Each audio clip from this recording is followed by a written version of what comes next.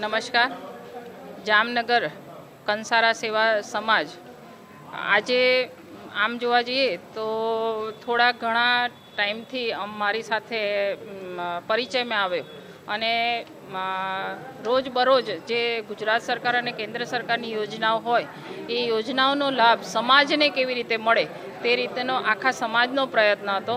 અને રમેશભાઈ અને એમની આખી ટીમ અને જે બિન અનામત નિગમ છે, આર્થિક અને શૈક્ષણિક નિગમ છે, ગાંધીનગર લેવલ ઉપર કાર્ય કરતું હોય ત્યારે સમાજને એના માટે કેવી રીતે લાભ આપી શકાય એ માટેના સતત પ્રયત્ન હેઠળ આજે આ કંસારા સમાજે બિન અનામતનો દાખલો ઘરે બેઠા સમાજને કેવી રીતે મળે એ રીતે પ્રયત્નશીલ રહી અને અધિકારીઓને પોતાના લેવલ ઉપર બોલાવી અને જે કામગીરી કરી છે એ ખૂબ સરાહનીય કામગીરી છે.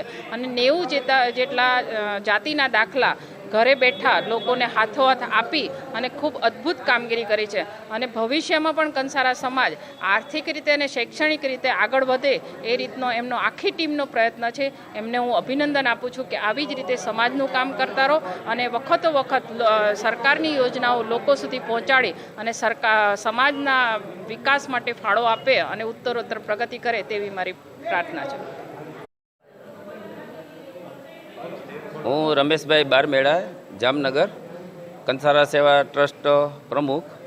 આજરોજ કંસારા સેવા ટ્રસ્ટ દ્વારા કંસારા સમાજના બિન અનામતના જે જાતિના દાખલાનો કાર્યક્રમ હતો તેમાં 90 જેટલા દાખલા કાઢાવી અને આપણા સમાજને વિતરણ કરેલું છે.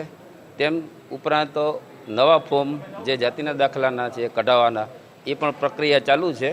હજી પણ EWS ફોર્મ જે કહેવાય 12 ધોરણ પછી જુદા જુદા બેનિફિટ મળે છે બિન અનામતના, તેની કાર્યવાહી કરવા અને આજરોજ ગુજરાત સરકાર તરફથી ડિરેક્ટરજી અમીબેન પરીખ જે બિન અનામતના ડિરેક્ટર છે તેઓએ આપણા સમાજમાં આજે પધારી અને જુદી જુદી યોજનાઓની ખૂબ જાણકારી આપી અને જુદા જુદા પ્રકારમાં ગમે ત્યારે સહકાર આપવા માટે તેઓ ખાતરી આપી અને આપણા સમાજને પ્રોત્સાહિત કરી અને તેઓ પણ ખૂબ લાગણી દર્શાવેલ છે.